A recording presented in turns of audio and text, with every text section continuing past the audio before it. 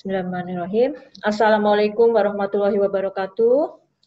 Bapak, Ibu, warahmatullahi wabarakatuh. Ya, Bapak, Ibu, dan teman-teman yang berbahagia. Salam sehat semuanya. Alhamdulillah kita bertemu lagi siang ini di acara webinar Perinasia yang ke-9. Rangkaian webinar Perinasia ini didukung oleh Latter-day Saint Charities. Pada siang hari ini yang akan memandu acara kita adalah Dr. Dewi Anggraini Wisnumurti, spesialis anak konsultan. Beliau dari Perinasia Cabang Riau, Pekanbaru. Dan beliau juga anggota pengurus pusat Perinasia. Kedua pembicara juga sudah hadir di sini. Yang pertama, Dr. I. Nyoman Haryasa Sanjaya, spesialis Opjin Konsultan Mars dari Perinasia Cabang Bali, Denpasar. Dan beliau juga anggota pengurus pusat Perinasia. Sedangkan pembicara yang kedua adalah Dr. Elisius Hanindito, spesialis anestesi, konsultan intensive care, dan beliau konsultan anestesi pediatrik dari Perinasia Cabang Jawa Timur. Beliau dari Surabaya. Baik, izinkan saya untuk menayangkan sebentar tata tertib untuk mengikuti webinar kita ini, supaya teman-teman, terutama yang baru pertama kali bergabung, dapat memahami dan mengikuti webinar dengan baik hingga selesai dan nanti memperoleh sertifikat. Tata tertib yang pertama, peserta diharapkan mengisi link form absensi yang ditampilkan di kolom chat Zoom. Linknya adalah seperti yang tertulis di layar. Jadi ini untuk teman-teman yang nantinya bergabung di YouTube. Form absensi akan dibuka sekitar 30 menit.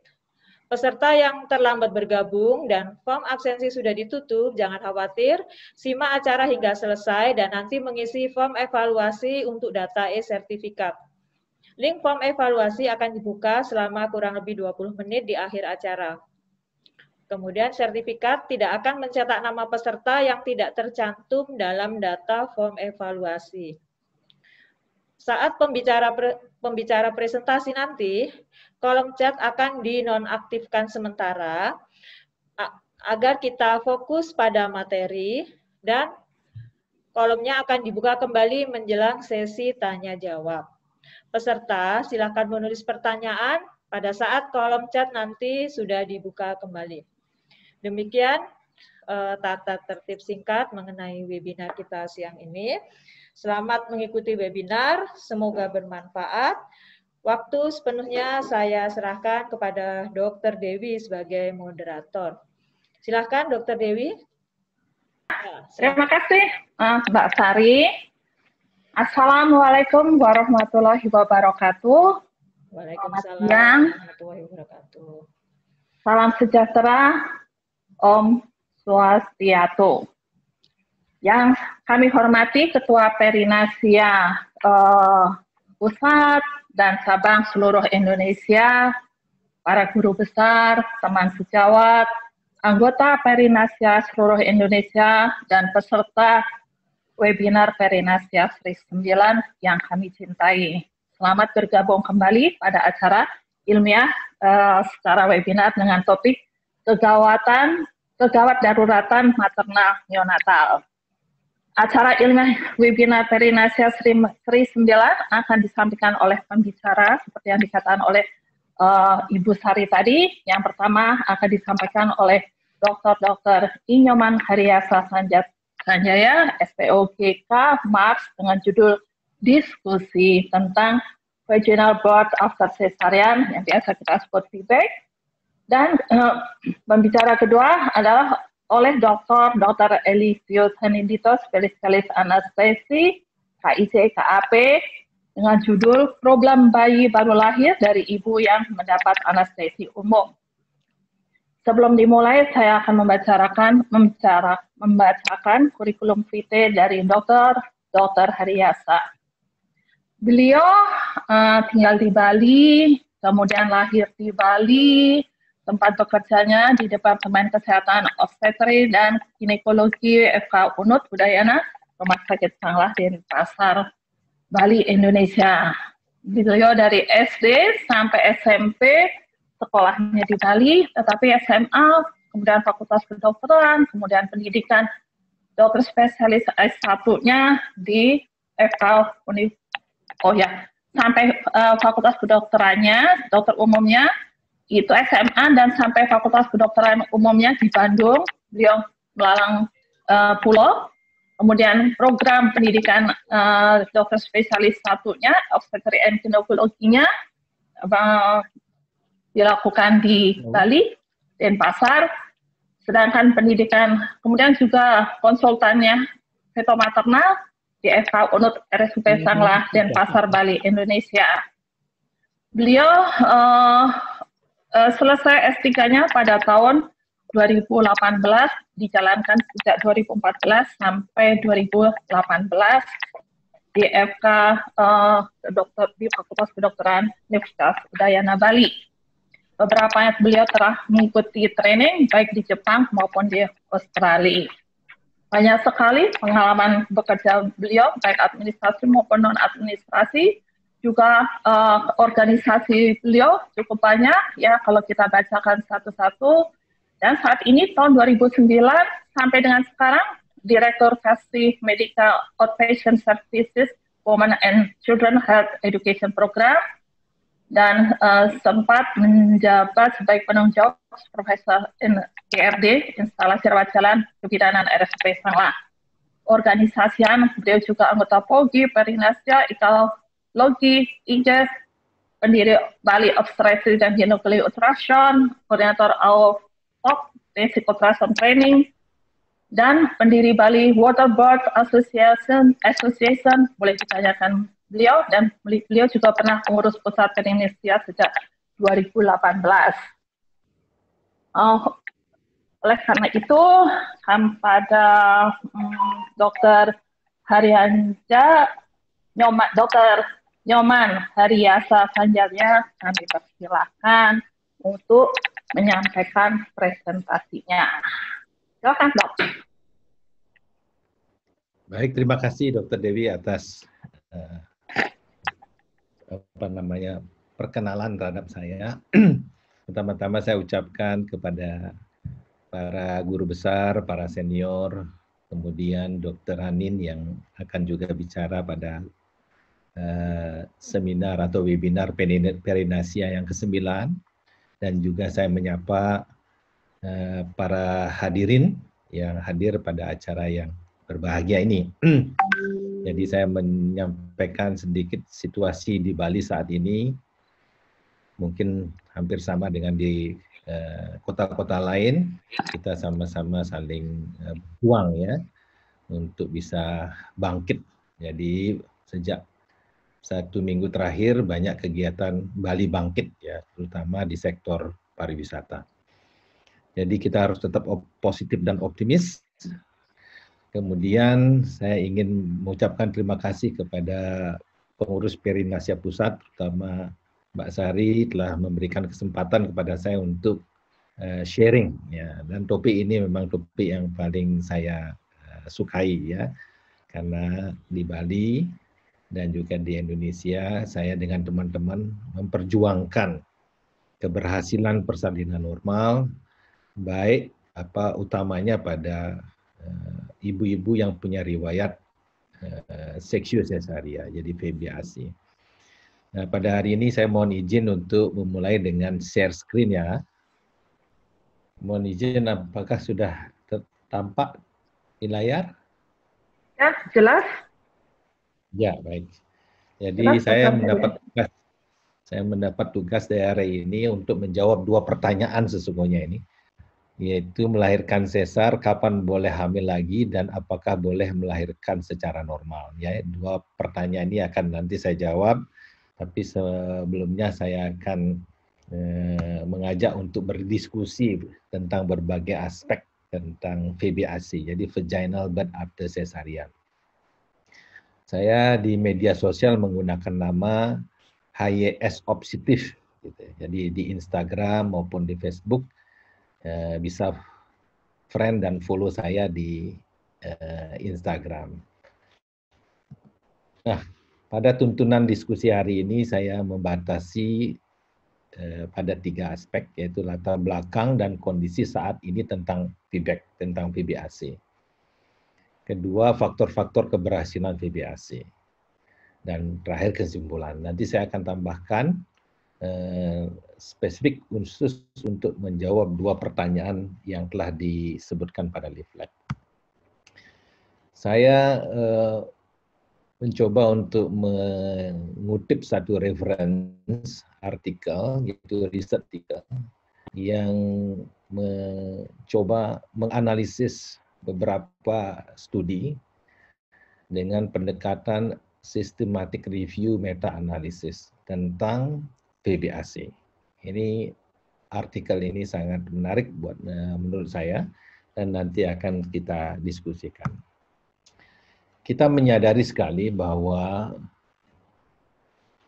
angka persalinan seksual sudah begitu meningkat dramatis ya di seluruh dunia, dan ini memang menjadi sebuah epidemi di negara manapun di muka bumi ini, dan menjadi topik yang sangat ramai didiskusikan. Jadi di setiap diskusi-diskusi tentang persalinan atau mode of delivery, angka ini menjadi satu, tingginya angka seksual cesarean menjadi satu topik yang panjang didiskusikan. Kemudian WHO juga pernah mengeluarkan satu rekomendasi, yaitu mencoba untuk membuat target agar angka seksual di muka bumi ini setidaknya sekitar 15%. Jadi ada bentuk USIP pattern untuk cesarean section itu adalah 15% adalah titik balance-nya, di mana apabila kurang dari 15%, risiko kematian ibu itu meningkat. Namun setelah lebih dari 15%, justru angka kematian ibu juga meningkat. Nah, jadi WHO membuat USIP-nya angka paling ideal adalah 15%. Nah, tentu ini akan menjadi banyak diskusi dan juga disesuaikan dengan kondisi masing-masing negara maupun masing-masing institusi. Seksi ulangan adalah faktor yang berkontribusi paling besar dalam peningkatan angka seksi cesarean. Nah, ini dahulu kita pernah mengenal satu premis atau pendapat yang berbunyi one cesarean section, always cesarean section. Nah, ini paradigma ini atau pandangan ini telah dianulir atau telah gugur di tahun 1990-an dengan munculnya feedback. Jadi negara yang paling getol memperjuangkan feedback adalah di United Kingdom, ya, di negara persemakmuran dipimpin oleh Inggris ya. Mengapa Inggris begitu bersemangat untuk memperjuangkan VBAC ini? Karena berkaitan erat dengan komplikasi-komplikasi yang dimunculkan, baik komplikasi medis maupun komplikasi ekonomisnya. Nah, kalau kita bercermin pada kondisi pembiayaan kesehatan, khususnya di Indonesia hari ini dengan BPJS, maka kita harus berdiskusi tentang hal ini. Dan agar kita bisa mampu melakukan upaya-upaya efisiensi terhadap cost, terhadap pembiayaan mode of delivery atau cara persalinan. Indikasi utama dari seksi ulangan adalah riwayat SC sebelumnya. Nah, ini menjadi problem besar. Jadi sekali seksi akan disusul dengan seksi kembali. Jadi ini yang harus kita benahi. Oleh karena itu, Perinasia merupakan satu organisasi yang sangat penting berada di depan untuk mensukseskan VBAC ini. Kemudian di Amerika muncul istilah the trial of labor after cesarean. Dalam bahasa singkatnya ada TOLAC, telah diperjuangkan untuk menurunkan angka SC. Di Amerika juga pernah mengalami satu fenomena yang cukup menggembirakan, di mana VBAC atau TOLAC ini mampu dramatis meningkatkan angka persalinan normal setelah sesar. Beberapa asosiasi kedokteran nasional telah membuat pedoman VBAC, namun ada perbedaan antar beberapa negara. Nah, kita di Indonesia, kalau menurut pengamatan saya dengan teman-teman, gerakan feedback atau VBAC ini menurut saya, mohon maaf, harus perlu ditingkatkan kembali.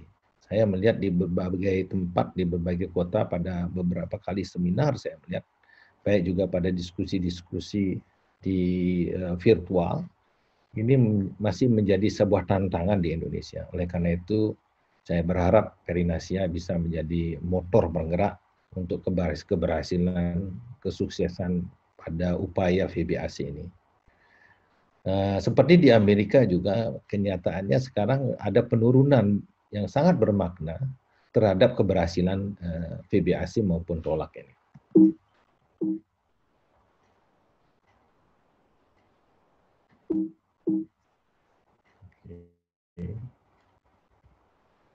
Ya, nah ini saya ambil dari artikel yang telah saya sebutkan tadi. Ternyata ada 2 variabel penting yang berperan dalam peningkatan keberhasilan dari VBAC, yaitu BISOP score.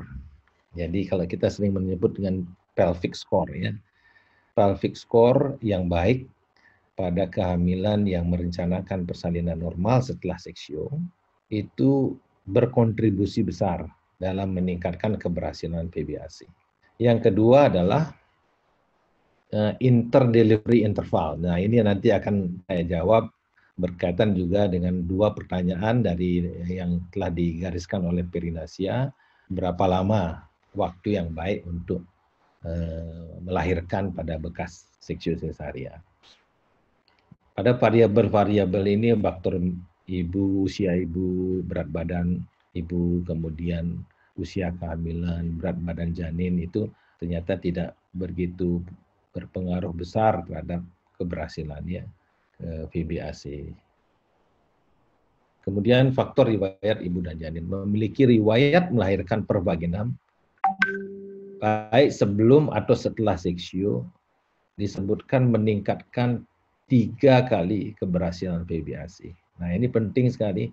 Jadi ibu-ibu yang pernah mengalami seksio sesaria, misalnya pada kehamilan kedua atau kehamilan ketiga, tapi pernah ada riwayat melahirkan normal per vaginam, atau mungkin setelah melahirkan sesar ada persalinan per vaginam, persalinan normal, kemudian ini peluang untuk keberhasilan feedback-nya meningkat sampai 3 kali. Jadi riwayat melahirkan per vaginam merupakan faktor penting. Kemudian riwayat melahirkan per vaginam juga berhubungan dengan rendahnya risiko ruptur uteri. Nah, ini yang menjadi ruptur uteri merupakan variabel yang menjadi fobia, ya. Kalau saya melihat banyak sekali orang mengkhawatirkan atau takut pada VBAC oleh karena adanya ketakutan terhadap ruptur uteri. Padahal secara statistik nanti saya sebutkan betapa kecilnya sesungguhnya kejadian ruptur uteri itu pada VBAC. Nah, dari artikel itu saya bisa simpulkan bahwa usia ibu, obesitas, diabetes, hipertensi, skor BISOP, induksi persalinan, berat badan lahir, riwayat persalinan per vaginam merupakan faktor-faktor yang mempengaruhi kesuksesan VBAC. Jadi dari variabel-variabel itu yang paling dominan berpengaruh adalah skor BISOP dan jarak interval. Nah, ada faktor-faktor lain. Sebagai seorang klinisi dan praktisi di bidang obstetri, saya mendapat satu identifikasi faktor-faktor penting dalam keberhasilan. Kalau saya istilahkan, saya sebagai dokter obgyn itu menganalogikan diri saya itu seperti pelatih. Nah, ibu hamil seperti atlet. Jadi bagaimana seorang dokter obgyn berupaya untuk membantu pasiennya, atletnya mencapai keberhasilan dalam Olympic Game, jadi dalam Olimpiade. Gitu. Jadi saya analogikan melahirkan itu seperti sebuah Olympic Game. Bagaimana ibu hamil atau atlet ini bisa mencapai meraih medali emas. Apa itu medali emas? Ya adalah persalinan yang aman, nyaman, dan menyenangkan. 3 variabel ini harus terpenuhi baru disebut dengan dia gold medal, meraih gold medal. Jadi aman, nyaman, dan menyenangkan. Nah, oleh karena itu, faktor-faktor lain yang harus diperhatikan untuk mencapai keberhasilan VBAC adalah satu mindset, cara berpikir. Saya sering kali ditanya, Dokter Hari, mengapa kok banyak pasien-pasien VBAC yang ditangani oleh Dokter Haryasa kok banyak yang berhasil? Sesungguhnya keberhasilan itu ditentukan oleh pasien. Karena pasien-pasien yang datang ke saya, mereka adalah pasien-pasien yang motivasi untuk melahirkan normalnya sudah sangat tinggi. Mereka punya tekad baja. Dan ada pandangan di masyarakat, terutama di Bali, terutama di Denpasar, kalau ingin bertemu dengan Dokter Haryasa itu akan digiring untuk bisa melahirkan normal. Itu muncul di masyarakat. Padahal saya sesungguhnya tidak ingin ada persepsi seperti itu. Tapi yang saya tekankan adalah mindset-nya, bagaimana cara berpikirnya, bahwa melahirkan normal itu adalah ibadah yang harus diperjuangkan. Dan ini adalah keberhasilan persalinan normal adalah ibadah yang harus diperjuangkan oleh semua orang, bukan hanya ibu hamil itu saja, tapi juga oleh keluarganya, oleh suaminya, oleh keluarganya, dan juga oleh tenaga kesehatan. Saya sering kali miris melihat atau mendengar ibu-ibu yang ingin sekali bagaimana merasakan persalinan normal, di mana 2 persalinan kehamilan sebelumnya dilahirkan dengan sesar. Dia menangis, tidak ada dokter manapun yang berkenan untuk bisa membantu mencapai keinginan agar bisa berhasil melahirkan normal. Ini yang menjadi rasa prihatin. Oleh karena itu, penting sekali kita perjuangkan keberhasilan persalinan normal, termasuk pada bagai seksual.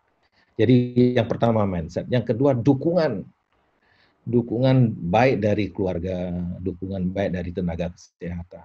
Karena tidak sedikit saya temukan kasus-kasus banyak ibu-ibu ketakutan. Kenapa? Setiap kali ketemu dengan temannya, setiap kali ketemu dengan tenaga kesehatan, sering terkesan ditakut-takuti. Misalnya, waduh ibu pernah sesar, janganlah bahaya nanti rahimnya robek, gitu, perdarahan, bisa meninggal dan sebagainya. Nah ini adalah trauma-trauma psikologis yang muncul pada mereka yang pernah riwayat melahirkan dengan seksiu cesarean. Dan yang ketiga adalah teamwork. Jadi seperti analogi saya bahwa ibu hamil itu sama seperti seorang atlet, untuk bisa mencapai prestasi sukses dalam persalinan, maka dia harus membangun sebuah teamwork yang baik. Nah, teamwork di dalamnya adalah ada suami, ada keluarga, ada tenaga medis, ada bidan, ada dokter, tenaga rumah sakit, dan lain sebagainya yang masuk dalam teamwork itu.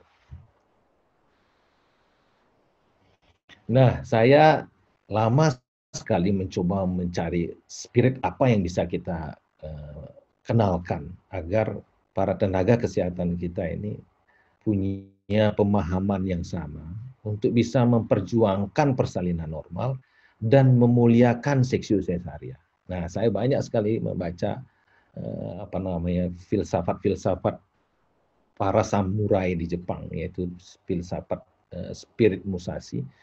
Jadi para pendekar kesatria di Jepang itu tidak sembarangan mengeluarkan samurainya.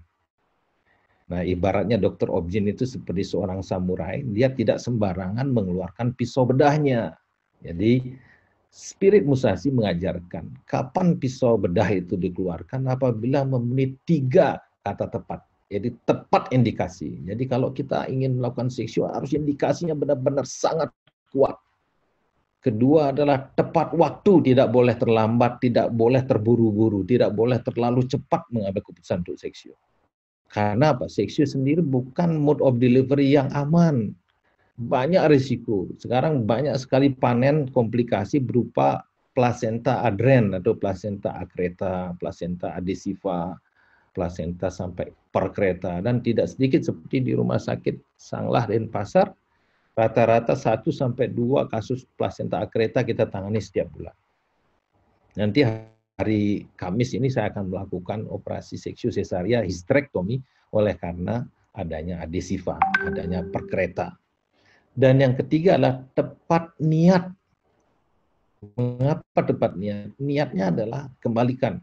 Jangan kita melakukan prosedur-prosedur medis, apalagi pembedahan yang invasif, yang niatnya bukan niat selain membantu pasien. Jadi 4 pilar etik kedokteran yaitu beneficiency, do not harm, kemudian otonomi pasien, dan justice itu harus menjadi bagian dari niat tindakan kita dalam melakukan tindakan operasi. Nah, saya seringkali dengan teman-teman mencoba mencari formulasi apa agar seksiu sesarian ini benar-benar mulia, bukan terlalu gampang, jangan liberal, jangan ibaratnya samurai itu mudah sekali dikeluarkan. Jadi jangan terlalu mudah untuk mengeluarkan pisau bedah. Tapi benar-benar dengan indikasi yang tepat, waktu yang tepat, dan niat yang tepat. Nah, sekarang saya akan menjawab pertanyaan, setelah sesar kapan boleh hamil kembali? Nah, ini tidak ada pedoman yang ajak ya. Banyak sekali pedoman-pedoman yang menyebutkan jarak jarak waktu kehamilan bekas seksiu dengan persalinan berikutnya. Ada yang menggunakan 24 bulan, yang disebut dengan jarak antar kelahiran yang pendek, itu disebut apabila kurang dari 24 bulan. Jarak antara kelahiran yang panjang didefinisikan lebih dari 24 bulan. Saya kutip dari American Journal of Obstetrics dan Gynecology. Tapi ada beberapa literatur juga menyebutkan 18 bulan. Gitu ya, 18 bulan. Jadi kita sering menyampaikan, ibu usahakan jangan hamil sebelum 9 bulan usia ibu yang dilahirkan dengan operasi sesar. Gitu. Nah, tapi American Journal, American Society of Obstetrics, American College of Obstetrics dan Gynecology relatif agak lebih konservatif ya untuk melakukan feedback dibandingkan di Eropa. Kalau Eropa seperti di UK, di Inggris, beberapa pedoman yang digunakan sedikit lebih berani menurut saya. Nanti saya akan tunjukkan. Nah, setelah sesar apakah boleh melahirkan normal? Nah, pertanyaan ini akan saya kupas pada slide berikutnya. Nah, wanita mana yang paling cocok untuk merencanakan VBAC? Jadi VBAC terencana, jadi elective vaginal birth after cesarean, sesuai untuk dan mungkin ditawarkan kepada sebagian besar wanita dengan kehamilan tunggal, ya, kehamilan tunggal, bukan kehamilan kembar atau kehamilan twin, dengan presentasi kepala pada usia genap ateram 37 minggu plus 0 hari atau lebih, ya bisa lewat, pokoknya minimal 37 minggu, yang pernah menjalani 1 kali persalinan sesar pada segmen bawah dengan atau tanpa riwayat persalinan per vaginam sebelumnya. Nah, ini rekomendasinya termasuk grade B ini. Saya kutip dari RCOG dari Inggris. Kemudian VBAC terencana merupakan kontraindikasi pada wanita dengan ruptur uterus sebelumnya. Jadi kalau ada riwayat kehamilan sebelumnya mengalami robekan rahim atau ruptur uteri atau bekas seksiu sesaria klasik. Nah, apa itu bekas atau scar seksiu sesaria klasik?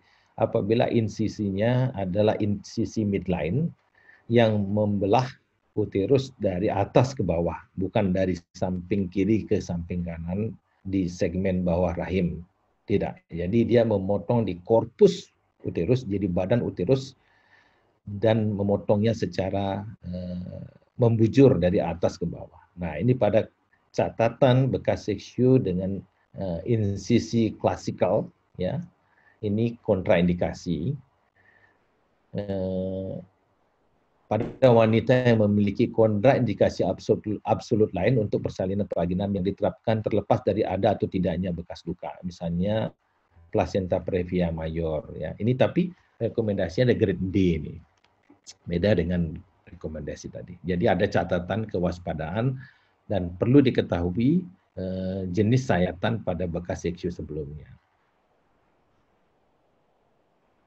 Nah, ini yang menjadi problem yang sering kita temukan. Banyak ibu-ibu yang pernah melahirkan seksio cesaria dengan sebanyak dua kali atau lebih, datang untuk minta tolong agar bisa didampingi dalam proses persalinan VBAC. Nah, ini menjadi sangat rumit, sangat sulit. Karena apa? Karena SOP di hampir semua rumah sakit di Indonesia tidak memberikan ruang untuk persalinan pervaginam pada bekas seksio 2 kali. Nah, RCOG mengeluarkan rekomendasi itu di tahun 2015 dengan grade C.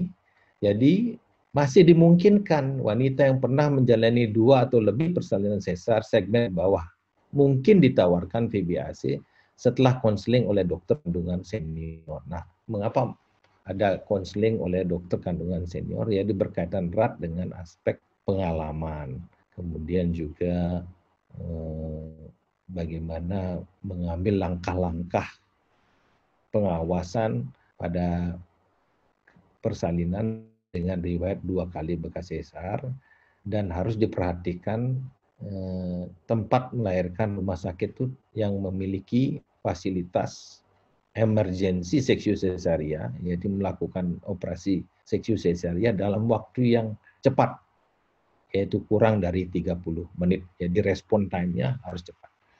Nah, saya juga agak terkesima ya dengan rekomendasi dari RCOG di tahun 2015 ini, dan malah memberikan penawaran gitu. Jadi pada ibu-ibu yang menginginkan persalinan normal. Tapi di Indonesia saya belum melihat ada satu rumah sakit yang memiliki protokol SOP yang mengizinkan untuk VBAC pada bekas seksio 2 kali. Padahal di masyarakat banyak sekali ibu-ibu yang memiliki riwayat seksio 2 kali dan ingin sekali merasakan bagaimana melahirkan normal pervaginam. Nah, komunikasi, informasi, dan edukasi tentang ruptur uteri ini harusnya disampaikan secara berdasarkan evidence dan berdasarkan objektivitasnya. Oleh RCOG disebutkan bahwa wanita harus diberitahu bahwa VBAC yang direncanakan dikaitkan dengan sekitar kejadiannya adalah 1 dari 200, jadi 0,5% risiko ruptur uteri. Nah, inilah yang membuat kita dicerahkan ya untuk menghilangkan ketakutan atau fobia terhadap ruptur uteri. Jadi analoginya begini, apabila ada 200 ibu hamil yang pernah memiliki riwayat persalinan dengan seksio cesaria, hanya ada 1 yang mengalami ruptur uteri. Tetapi masalahnya ketika data ini kita sampaikan di hadapan banyak dokter obgyn, ya teman-teman saya, mereka bilang walaupun 1/200 saya tetap ingin menghindarkan ruptur uteri. Mengapa hal itu muncul, statement itu muncul? Karena ketakutan para dokter obgyn apabila terjadi ruptur uterus tersebut. Ketakutannya bukan ketakutan aspek klinikal medis semata, tapi juga risiko litigasi hukum, jadi tuntutan hukum yang bisa tertimpa pada dokter obgyn. Jadi akibatnya apa? Kalau kita ambil hubungannya adalah kita menghindari risiko ruptur uteri itu 0,5% dengan melakukan 99,5% ruptur uteri yang kita buat secara sengaja. Jadi kita melakukan seksio cesaria adalah menyayat uterus secara sengaja, secara iatrogenik, secara terencana dengan menggunakan pisau bedah kita. Jadi secara filosofis muncul seperti itu. Kita hindari 1/200 kejadian ruptur uterus secara spontan dengan melakukan 99,5% robekan rahim secara sengaja menggunakan pisau bedah. Nah, inilah yang menjadi diskusi menarik yang harus kita kupas. saya berharap sekali Perinasia bisa membuat satu diskusi yang dalam bagaimana kita mampu membuat angka seksio sesaria di Indonesia itu menjadi rasional, membuat gerakan keberhasilan persalinan normal dan memuliakan operasi seksio sesaria. Jangan rendahkan operasi seksio sesaria itu dengan liberal. Tidak ada indikasi dilakukan seksio sesaria. Padahal kita akan berhadapan dengan risiko-risiko jangka pendek maupun jangka panjang di kemudian hari. Nah, bagaimana kemungkinan keberhasilan VBAC? Nah, ini RCOG saya kutip itu, ternyata sangat besar, 72 sampai 75%. 72 sampai 75% ibu-ibu yang pernah mengalami seksio sesaria. Malah pada data ini RCOG tidak menyebutkan 1 atau 2 kali bekas seksio sesaria. Grade-nya ada grade C. Nah, ini harusnya menjadi motivasi kita semua agar kita menjadi positif dan optimis untuk memperjuangkan VBAC.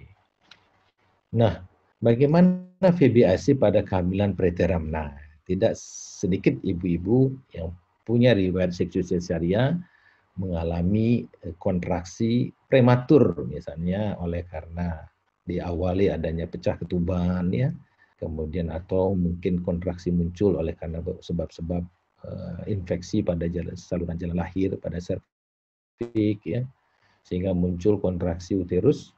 Nah, bagaimana ini? Apakah bisa dicoba untuk persalinan normal atau tidak? Ternyata RCOG memberikan rekomendasi grade B. Jadi malah pada VBAC prematur ini memiliki tingkat keberhasilan yang sama dengan VBAC ateram yang direncanakan dan memiliki risiko ruptur uterus yang lebih rendah, gitu ya. Nah, oleh karena di Rumah Sakit Sanglah sendiri banyak kasus-kasus yang prematur dengan misalnya usia kehamilan di bawah 28 minggu, antara 24 sampai 28 minggu dengan adanya indikasi kelainan misalnya pada ibu maupun pada bayi, misalnya pada janin yang mengalami intrauterine fetal death misalnya, dengan ibunya pernah mengalami seksio. Nah, kasus-kasus ini banyak kita malah lakukan prosedur induksi persalinan, ya, yang misalnya umur kehamilannya antara 24 sampai 28 minggu gitu, atau kita dorong untuk bisa melahirkan dengan VBAC. Dan hasilnya memang betul, banyak kasus yang kita tangani dengan prosedur tidak kita temukan adanya ruptur uteri. Nah, jenis sayatan uterus sebelumnya ini memang disebutkan harus diketahui apa jenis sayatan. Nah, laporan operasi seksio sesaria harus dituliskan pada rekam medik jenis insisi, apakah dia insisi transversal pada segmen bawah rahim atau membentuk insisi T terbalik atau insisi J atau G-sip. Nah, ini harus disebutkan untuk bisa mencegah terjadinya risiko ruptur uteri. Dan ini penting untuk meningkatkan keberhasilan persalinan pada VBAC. Demikian presentasi slide saya. Kalau boleh saya diizinkan, saya ingin membagi sebuah lagu yang bisa membuat kita menjadi lebih rileks sedikit pada ini. Ini lagu Bali, ya.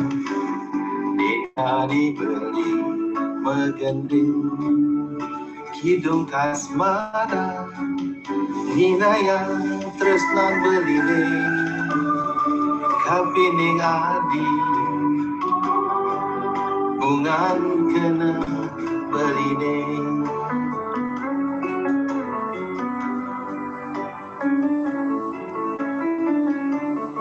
Baik, demikian presentasi saya. Mohon maaf jika ada hal-hal yang kurang berkenan. Luar biasa. Terima kasih, Dr. Dewi. Terima kasih, Dr. Anin. Terima kasih, Dr. Hari. Dr. Haryasa. Wah, mantap ya. Hidupnya mantap.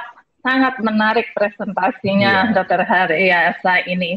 Mudah-mudahan dapat membuka wawasan kembali untuk bisa berpikir dengan feedback ini, dengan syarat-syarat yang sudah diutarakan tadi bagi para peserta, dan mudah-mudahan kita mempunyai mindset dan didukung oleh teamwork yang baik sehingga kita akan bisa melakukan feedback kembali. Nah, untuk pembicara kedua saya yaitu tentang problem bayi baru lahir dari ibu yang mendapat anestesi umum yang akan disampaikan oleh Dr. Elysius Handindito, spesialis anestesi KIC dan KHP. Sebelumnya akan saya bacakan dahulu riwayat beliau.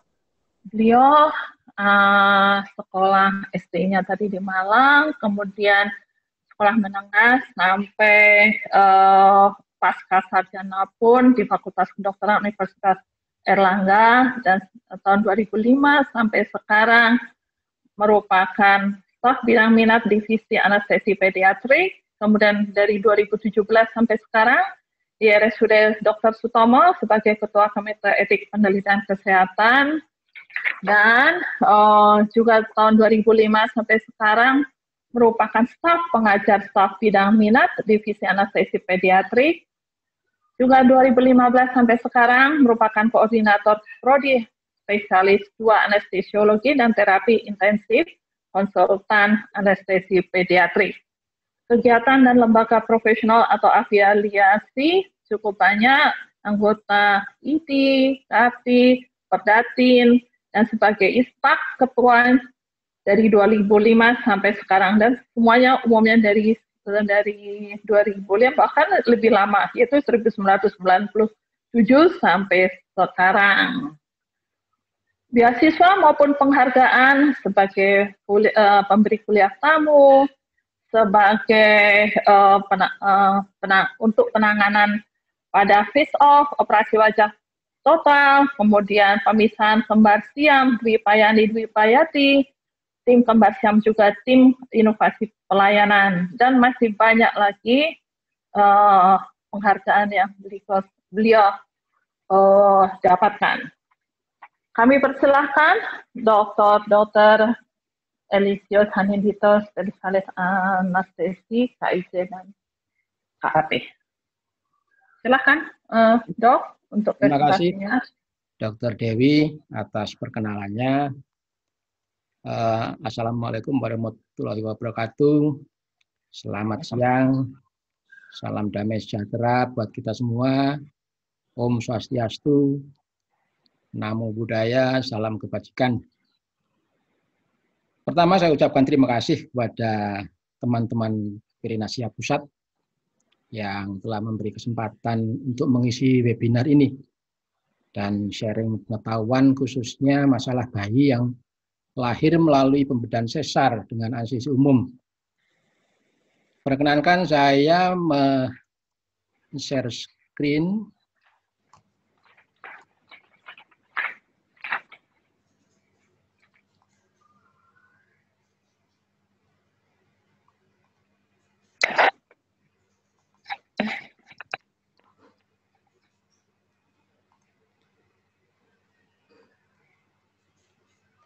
Baik, para guru besar, senior, dan sejawat sekalian yang saya hormati, di sini ada kakak saya, Prof. Juhari ya. Selamat siang, Prof. Menjelang sore ini ya. Jadi, saya akan mengetengahkan tentang masalah bayi baru lahir pada bedah sesar dengan anestesi umum. Jadi kalau kita lihat, kita baca di textbook neonatal resuscitation, maka risiko untuk bayinya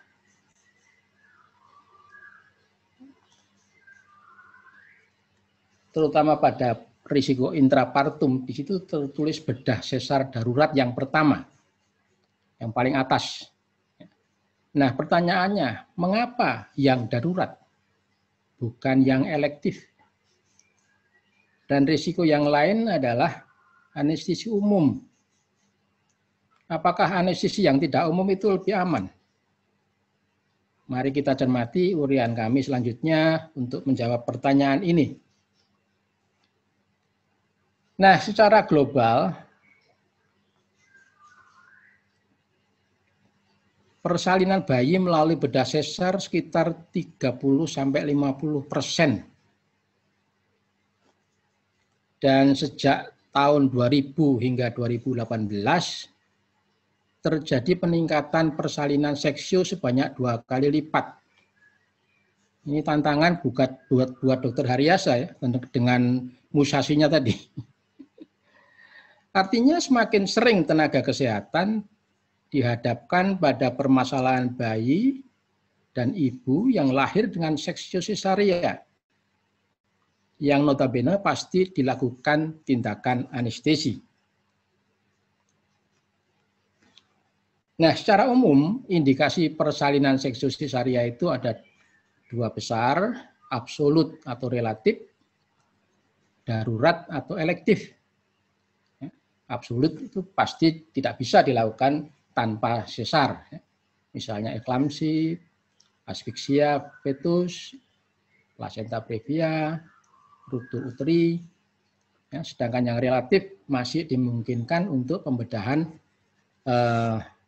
maksudnya tanpa seksio. Maaf dokter, Ya.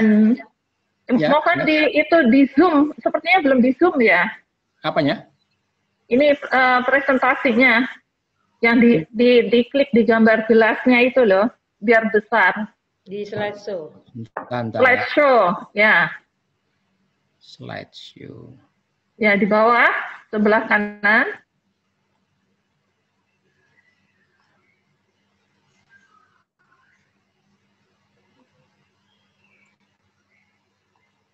Mana ya?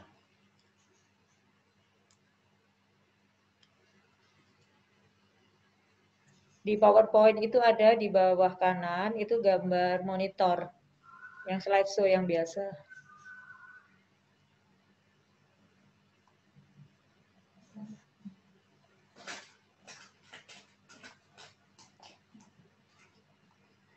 Nah, itu. Nah, ini. itu. Ya, oke. Ya. Sudah. Okay. Nah, Belum. sudah. Belum klik itu, belum klik. Belum klik, diklik. Klik. Sudah saya klik berulang kali, enggak mau. Nggak mau, Oh, ya? yes. Oh, ya sudah. Oke. Oke, ya sudah. Oh iya. Oke. Beda sistem. Oh ya. Oke. Oke, saya ulang ya. Ya. Terima kasih. Baik, jadi saya ulangi lagi, indikasi persalinan seksio ada 2 besar, absolut atau relatif, kemudian darurat atau elektif. Kemudian ini kita lihat urgensi. Pembagian berdasarkan urgensinya, maka ada 3 pembagian atau kategori. Yang pertama adalah kondisi bayi atau ibunya terancam nyawanya dalam waktu singkat. Contohnya ruptur uteri, fetal distress, atau eklamsi. Kemudian kategori 2, di mana kondisi bayi atau ibunya mungkin terancam nyawanya, tapi tidak dalam waktu dekat. Contohnya kelainan letak bayi, partus lama, pernah seksio tapi sekarang tidak infartu. Dan kategori 3, kondisi bayi dan ibunya normal, tidak ada ancaman nyawa, tapi sebaiknya segera dilahirkan atau dilahirkan sebaiknya dengan seksio sesaria. Nah, kalau kita bicara tentang urgensi, seberapa cepat harus dilahirkan? Di sini ada konsep DDI. DDI itu adalah Decision to Delivery Interval. Jadi berapa lama sejak keputusan ahli kebidanan untuk segera melahirkan bayi. Contohnya kalau DDI-nya kurang dari 20 menit, pada fetal distress, solusi plasenta, dan lain sebagainya, maka perhitungannya 5-10 menit itu ada kesempatan untuk membawa ibu ke kamar bedah. Kemudian 5-10 menit berikutnya untuk persiapan di kamar bedah. Untuk desinfeksi, dripping, ya, time out, anestesi pasang monitor, melakukan oksigenasi, memposisikan, dan induksi. Nah, kalau kita lihat langkah-langkah tersebut, maka pilihan anestesi umum adalah yang tepat dan tidak time consuming, karena persiapan anestesi bisa simultan dengan persiapan pembedahan. Hal yang tidak bisa kita lakukan kalau itu secara anestesi regional. Nah, jadi kalau kita melihat decision to delivery interval yang perlu cepat, di sini contohnya adalah 5-10 menit, maka pilihannya adalah anestesi umum. Kalau 10-20 menit mungkin bisa dilakukan dengan spinal, tergantung dari confidence dari anestesinya, bisa seberapa cepat. Sedangkan yang lebih dari 20 menit, kita bisa bebas menentukan apakah dengan anestesi umum, atau dengan spinal, epidural, atau kombinasi spinal dan epidural. Nah, dulu saya diajari guru-guru saya, kalau melakukan anestesi untuk seksu cesaria harus baik untuk ibunya, baik untuk bayinya, dan baik untuk uterusnya. Baik untuk ibunya misalnya mencegah aspirasi, maka kita pilih regional anestesi, karena ibunya masih sadar pada regional. Pada ibu yang perdarahan, shock, hipotensi, maka pilihannya adalah anestesi umum. Karena kalau dengan anestesi regional, makin memberatkan shock dan hipotensinya. Pada ibu yang eklamsi, kita tidak mungkin melakukan regional pada ibu yang kejang. Jadi pilihan utama adalah general anestesi. Kemudian infeksi sepsis yang sering disertai dengan organ dysfunction, pilihan yang rasional tentu saja juga general anestesi, anestesi umum. Dan ada permintaan ibu yang harus kita pertimbangkan. Jadi ibunya tidak mau dilakukan anestesi regional, disuntik belakangnya, disuntik sarafnya. Jadi dia milih general anestesi atau sebaliknya. Dari aspek bayinya, kita harus melihat apakah bayi fetal distress, apakah ada hipotonia, apakah ada amniotic fluid index yang rendah, oligohydramnion, itu menentukan juga pilihan yang tepat dari teknik anestesinya. Kemudian dari uterusnya, apakah kontraksi uterusnya itu perlu harus dijaga, apakah ada uteri, itu juga merupakan faktor yang mempengaruhi pilihan anestesi. Ini satu data dari rumah sakit di Leuven, Belgia. Ada lebih dari 20.000 parturian yang dilakukan tindakan seksio, dan ternyata seksio dengan regional jauh lebih banyak dibanding dengan seksio dengan anestesi umum. Di sini kita lihat yang anestesi regional mencapai 98 lebih, ya, 98% atau lebih. Sedangkan dengan anestesi umum hanya 1,9%. Nah, apakah alasan dari dokter anestesi memilih atau melakukan lebih banyak regional dibanding anestesi umum? Apa yang mendorong dokter anestesi itu terpaksa memilih general anestesi? Kita lihat di sini, alasan pemilihan anestesi umum pada ibu yang diseksi cesaria, dan terbanyak ternyata dari data di Belgia itu adalah faktor urgensi karena fetal distress. Jadi fetal distress di mana kita mempunyai delivery time yang singkat, ya, decision delivery time yang singkat, memang pilihan yang yang optimal dan rasional adalah anestesi umum. Indikasi lain dari regional anestesi misalnya tidak memungkinkan anestesi lakukan anestesi regional maksud saya. Jadi misalnya ibu tidak mau, kemudian gagal, kemudian gangguan koagulasi, kelainan anatomi di punggungnya, itu semuanya adalah alasan pemilihan atau terpaksa memilih anestesi umum pada seksu sesaria. Nah, jadi kapan dokter anestesi memilih anestesi umum? Kalau derajat kedaruratannya tinggi, kemudian hemodinamiknya labil, ya, perdarahan, shock, preeklamsi berat, ya. Akan regional anestesi bahaya, bahkan bisa fatal.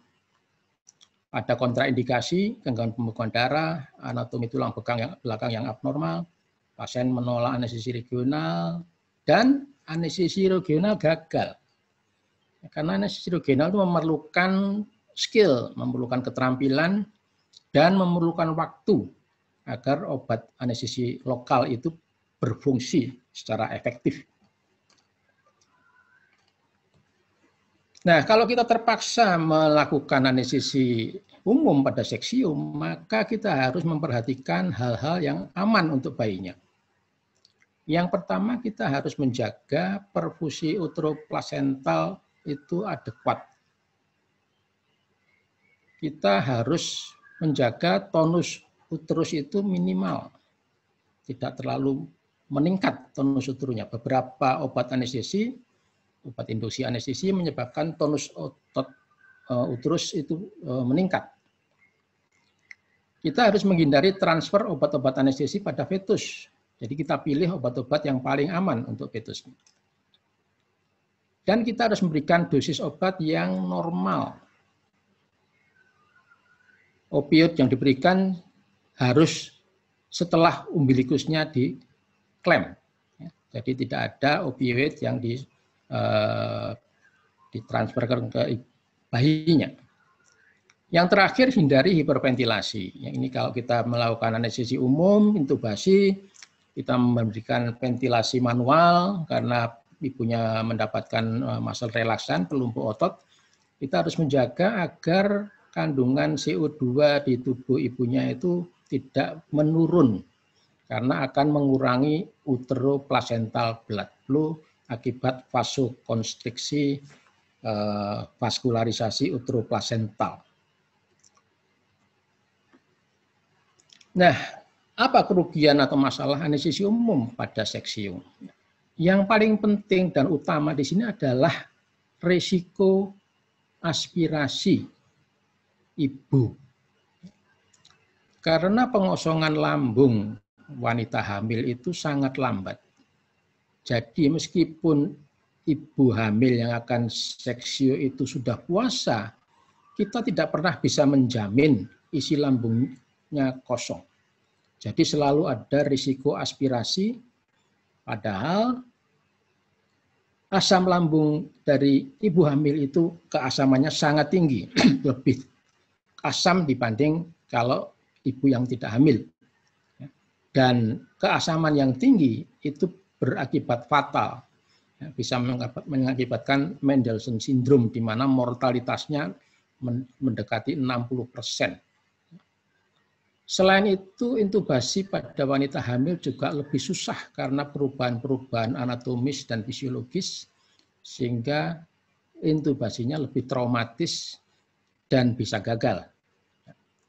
Kerugian yang kedua, adanya obat-obatan yang banyak sekali yang diberikan pada ibu untuk anestesi umum seksu sesaria, yang tentu saja akan menyebabkan depresi pada bayi. Konsekuensi fisiologis, ya, stres respon lebih tinggi pada anestesi umum dibanding anestesi regional. Hormon-hormon katabolik itu lebih meningkat dibanding hormon anabolik. HPA aksis itu lebih aktif. Kemudian adanya respon farmakologis seperti amnesia dan awareness, artinya kita harus menjaga keseimbangan antara ibu yang harus kita anestesi dengan efektif dan menjaga agar obat anestesi tidak sampai pada bayinya pada dosis yang merugikan. Kalau kita kurang memberikan obat anestesi pada ibunya, timbul awareness ibunya itu meskipun tidak merasa sakit, tapi dia bisa mendengar suara-suara dari personil kamar bedah. Kemudian obat-obat yang bisa menghilangkan atau menyebabkan amnesia, ibunya lupa, stres dari fase pembedahannya, itu juga bisa berakibat buruk pada bayinya, seperti contohnya golongan benzodiazepin. Dan yang terakhir, tentu saja peralatan yang dibutuhkan pada anestesi umum itu juga lebih complicated. Kita harus menyiapkan mesin anestesi, kita harus melakukan checking mesin anestesinya berfungsi baik, tidak ada masalah. Kemudian ada suction yang harus berjalan dengan baik supaya pada waktu muntah kita bisa menghisap muntahannya dan lain sebagainya. Nah, ini adalah satu obat yang sering digunakan untuk induksi anestesi, yaitu tiopental. Kita bisa melihat farmakokinetik dari obat ini, begitu kita injeksikan pada ibu, dia konsentrasinya tinggi, tetapi konsentrasi di fasa umbilikalis itu tidak cukup atau sedikit sekali berpengaruh pada bayinya. Apalagi setelah masuk ke dalam sirkulasi bayi, obat tiopental ini harus melewati first pass metabolism, yaitu melewati liver, sehingga bisa diabaikan atau minimal efeknya. Ini obat-obat yang lain yang juga digunakan, ya, seperti ketamin, midazolam, propofol, ya. Pada dosis yang di atas normal, sesuai standar, maka bisa mengakibatkan depresi pada bayinya. Midazolam menyebabkan depresi dan hipotonus, propofol ini obatnya bersifat short acting, sehingga depresi pada bayi itu pada umumnya pada menit-menit awal. Ya. AS pada 1 menit pertama itu yang sering terpengaruh dan segera hilang karena obat itu sudah metabolisir. Nah, apakah anestesi regional spina itu lebih aman? Kita bisa melihat pada gambar ini. Pada ibu-ibu yang dilakukan spinal untuk seksio, kita lihat terjadi penurunan yang drastis dari tekanan darah baik sistolik maupun diastolik.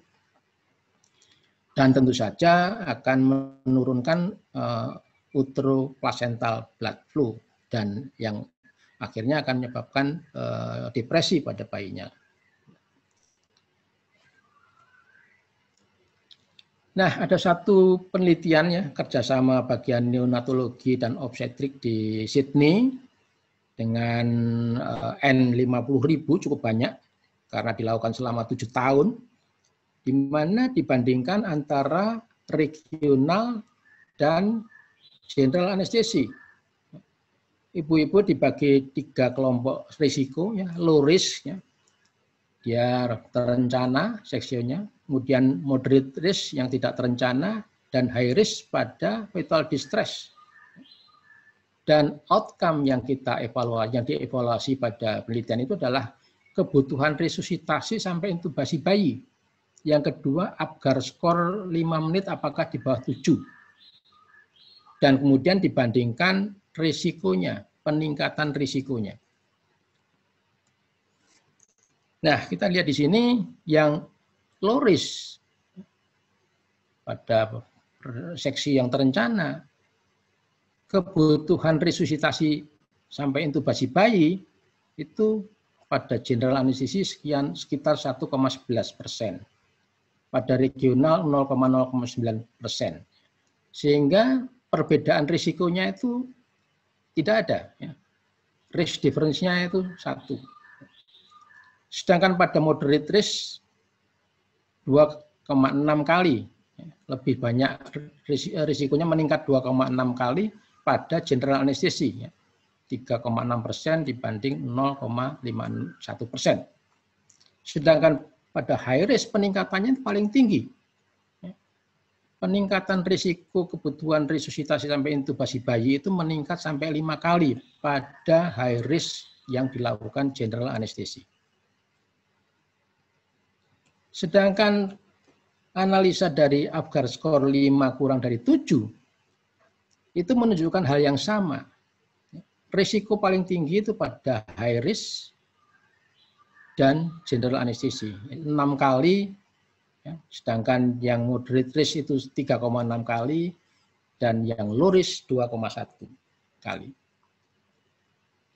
Jadi kesimpulan dari penelitian ini, peningkatan terbesar dari risiko resusitasi yang perlu intubasi pada bayi pada kelompok seksio urgent karena vital distress.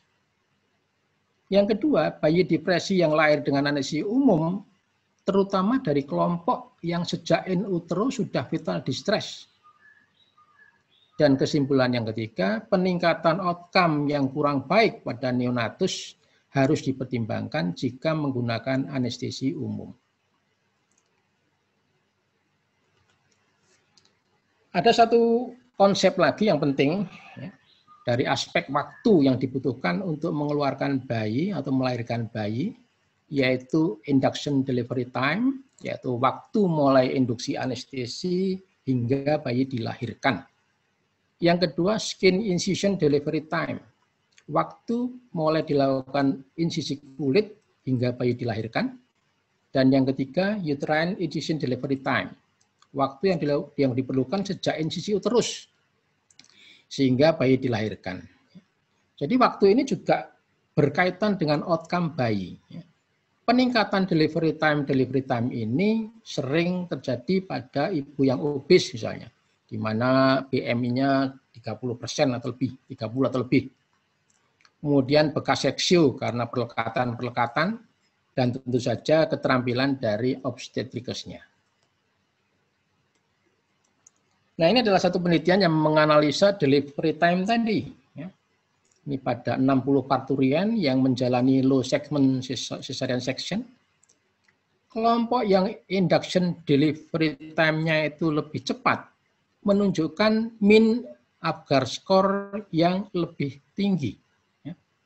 Jadi Apgar skor pada IDT yang kurang dari 20 menit itu mempunyai Apgar skor yang lebih baik. Ini menunjukkan bahwa delivery time ini berperan pada outcome dari bayinya.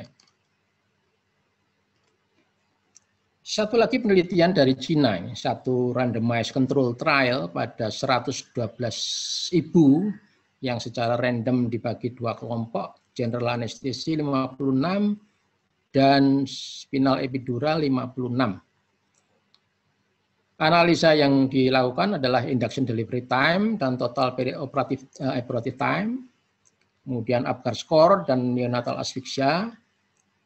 Yang ketiga umbilical cord blood gas value dan perdarahan serta hemodinamik. Jadi 4 hal yang dianalisa dari dua kelompok ini. Nah, dari data dasar, karakteristik data dasar kedua kelompok ini sama, tidak ada perbedaan.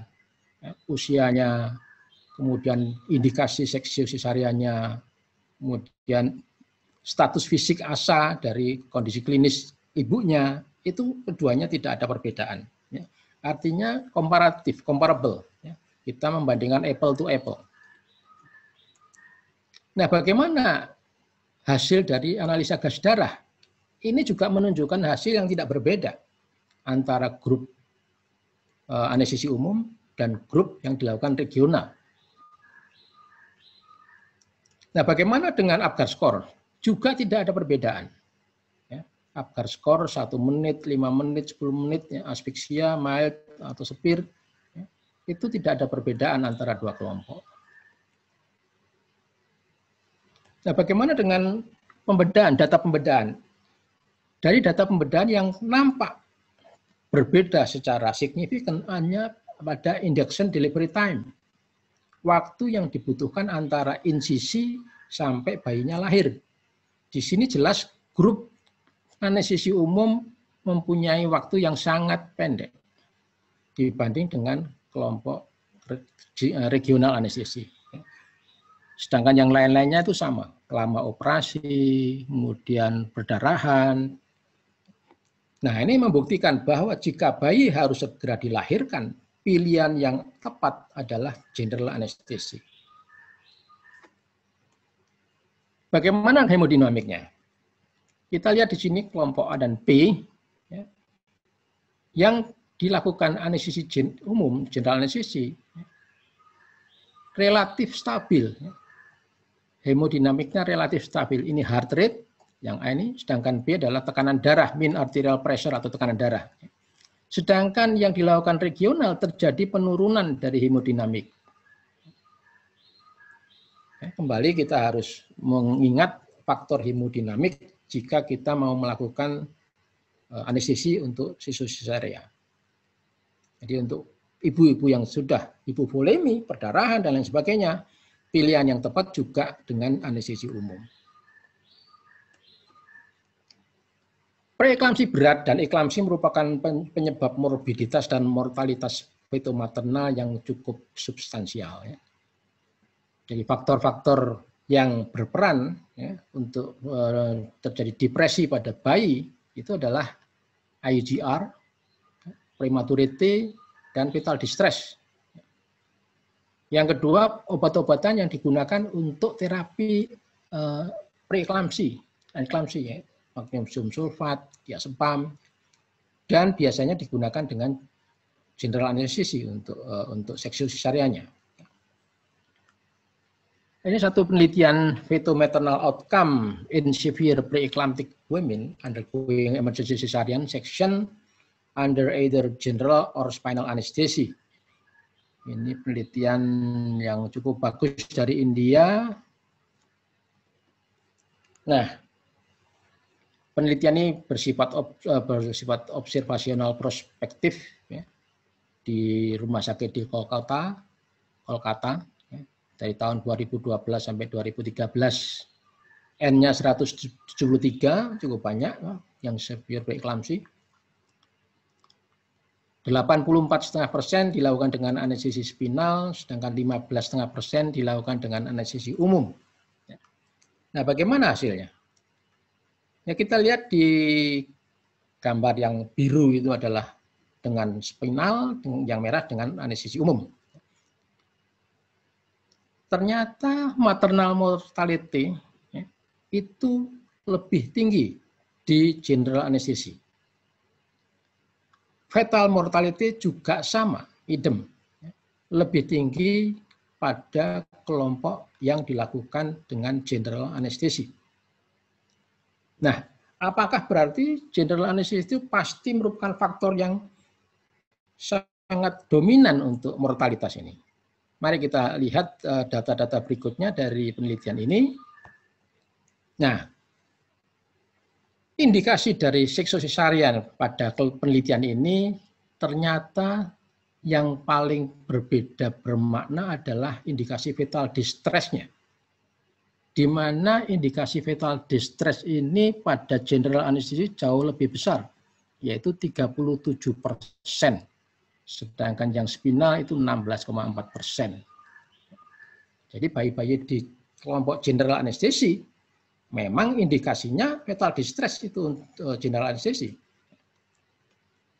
Bagaimana dengan demografi, data demografi? Di sini kelihatan usia gestasi pada kelompok general anestesi itu lebih rendah secara signifikan dibanding dengan kelompok spinal anestesi. Demikian juga terapi antihipertensi pada preeklamsi berat ini. Pada kelompok general anestesi dibutuhkan terapi yang lebih artinya kalau kita melakukan terapi yang first line drug itu hanya metildopa. Ternyata dengan metildopa kelompok general ini tidak cukup untuk mengontrol tekanan darahnya. Dia membutuhkan beta blocker labetalol. Dan itu jauh lebih tinggi pada kelompok general anestesi. Artinya derajat preeklamsinya itu lebih besar atau lebih tinggi pada kelompok general anestesi. Jadi kesimpulannya atau take home message yang kita bisa bawa dari uraian saya ini, prosedur standar pengelolaan anestesi itu dengan teknik anestesi umum atau regional memberikan luaran yang sama. Asal kita melakukan dengan prosedur standar. Kemudian anestesi regional keuntungannya lebih ke arah maternal dibanding dengan fetal. Yang ketiga, efek anestesi umum terhadap fetal neurobehavior itu pada umumnya pada awal kelahiran dan tidak berkepanjangan. Yang ketiga, faktor selain anestesi perlu diperhatikan. Faktor delivery time, faktor basic datanya.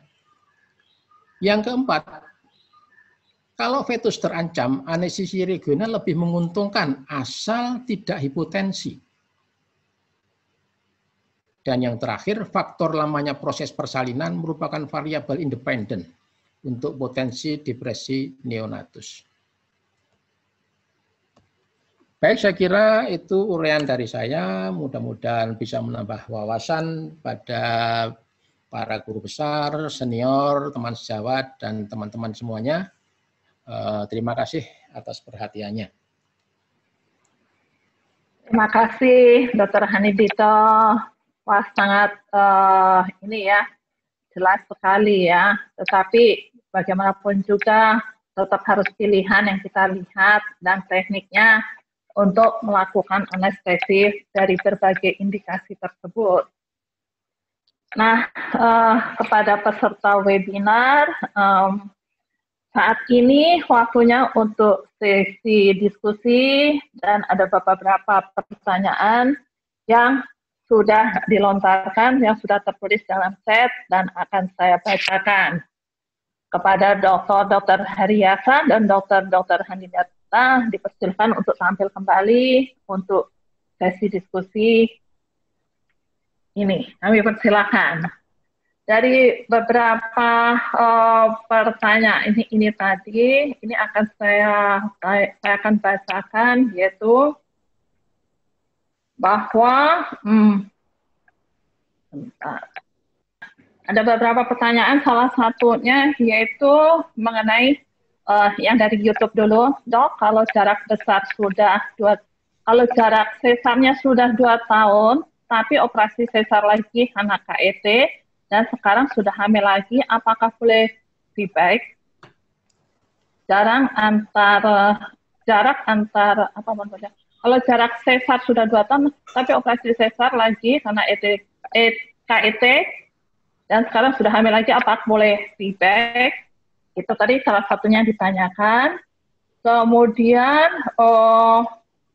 pertanyaan, mungkin ini untuk Dr. Heriasa ya?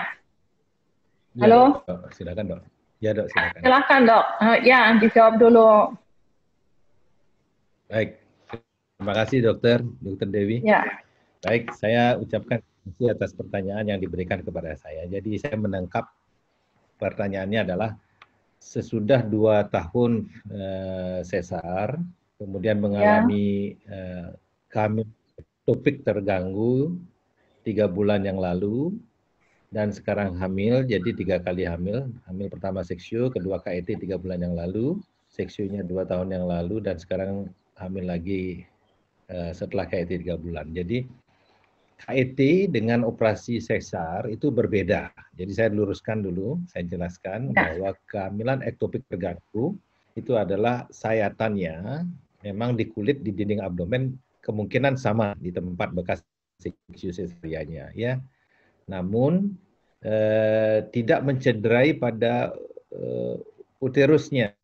Gitu. Jadi jika kehamilan ektopiknya di saluran telur atau tuba, ya. Jadi apabila uterusnya pada kehamilan ektopik itu tidak mengalami cedera, maka yang digunakan ukuran adalah jarak 2 tahun yang lalu. Jadi pada kasus ini kehamilan ini sangat dimungkinkan untuk diusahakan feedback. Demikian Dr. Dewi, terima kasih. Ya, terima kasih dok. Kemudian mengenai kalau hamil yang sebelumnya tidak diketahui apakah itu C-sectionnya, bagaimana cara melakukan untuk feedback kembali? Ini dari Dr. Samsul ya. Ya dok, terima kasih dok. Jadi memang inilah salah satu kesulitan dalam mengakomodir pasien-pasien yang merencanakan feedback yang tidak diketahui jenis sayatannya. Oleh karena itu kita harus menggunakan satu asumsi. Asumsinya adalah apabila section cesarea yang dilakukan di sebelumnya itu non-complicated cesarean section, umumnya insisinya adalah insisi transversal di segmen bawah rahim umumnya ya. Namun umumnya pula dokter akan memberikan catatan kepada sang pasien atau sang ibu setelah operasi jika ada extended incision atau sayatan yang diperluas, bisa perluas dengan meluas insisi ke arah atas atau ke arah pinggir menuju membentuk huruf U gitu ya, atau G-shape ya. Nah, dokter tentu akan menyampaikan ibu apabila ibu hamil lagi, sebaiknya ibu operasi sesar lagi oleh karena jenis sayatannya seperti ini. Nah, ini yang harus kita perlu komunikasikan kepada pasien karena apabila pasien itu masih berpotensi untuk hamil, perlu diberikan catatan khusus oleh dokter obstetria agar pada kehamilan berikutnya atau kehamilan yang akan datang memiliki informasi yang memadai jika ingin melakukan PBAC. Demikian, terima kasih.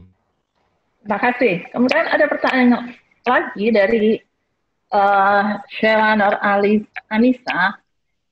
Izin bertanya dokter, Hari, sebelum hamil lahir secara ST dan ibunya matanya minus, masih ada harapankah lahir bervagina?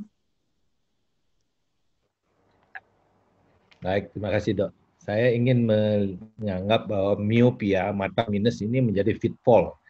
Fitfall itu adalah satu area yang menurut saya, mohon maaf, boleh saya sebutkan, sudah mirip seperti hoax ya, karena tidak berbasis pada evidence.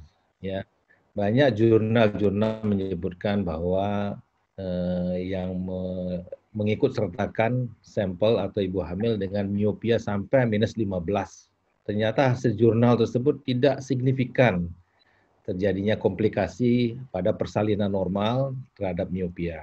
Nah, saya seringkali mencoba untuk mengklarifikasi ketakutan ini di masyarakat dengan cara begini. Ibu-ibu, apabila sebenarnya ibu-ibu ketahui bahwa melahirkan normal itu jika dilakukan dengan cara yang benar, itu mohon maaf seperti orang buang air besar. Gitu, seperti orang buang air besar. Jadi kalau ada orang menakut-nakuti ibu hamil yang mata minus tidak boleh melahirkan normal, sama dengan mengatakan bahwa ibu hamil yang mata minus tidak boleh buang air besar, gitu ya. Dan ini harus dihilangkan, dijernihkan di masyarakat agar tidak akhirnya mendorong untuk melakukan operasi seksiu cesarea yang tidak penting, tidak perlu, unnecessary cesarean section.